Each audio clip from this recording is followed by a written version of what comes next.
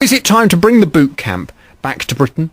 Matt is in St Albans and wants to comment. Hello, Matt. Hi there, how you doing? I'm well, thank you. I gather you took part in the original series of Lads Army. I did, yeah, that's correct. And this was where you experienced 1950s military training? Yeah, exactly. They put us through kind of like a similar boot camp to what people were conscripted into back in the 50s. And had you gone off the rails yourself a bit? No, the first thing was more just to see whether the so-called MTV generation would be able to hack kind of 1950s training, taking away all our kind of modern-day luxuries and just seeing if we would be up to the task, as it were. There were subsequent series of Bad Lads Army where they put people that had gone off the rails, so to speak, and whether it'd break them. What was it like for you?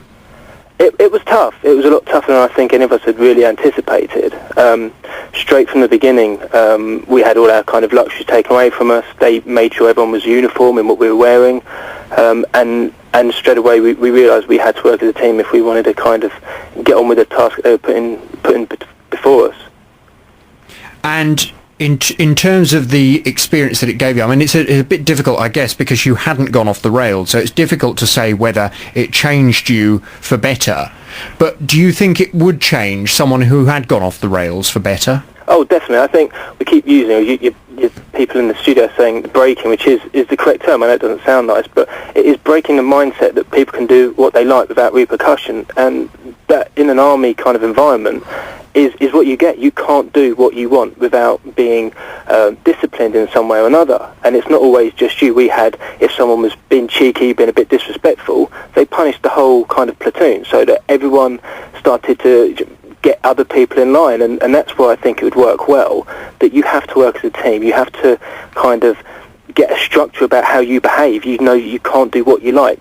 With the riots, you've seen people charging at the police like they had a right to do so. There's obviously been a breakdown somewhere that people don't have any respect nowadays, and some kind of army sergeant drilling that authority and respect into you, I think would be very beneficial. So it wouldn't make people just angrier at the whole system? I don't buy into that at all, no. Basically, a lot of these people have had no kind of real structure in their life to begin with, I'd say. I think it's probably a breakdown in the family life, why they feel they've been able... I mean, I would never have been able to get away with going out and smashing into a shop. My mum and dad would have, would have disciplined me severely. So it's obviously they feel they have a right and they're able to do that without any kind of challenge. So I'd like to see some of those people get away with what they think they could do with an army sergeant there trying to steer them on the right path. I think it would be hugely beneficial. Very interesting speaking to you. Thank you, Matt.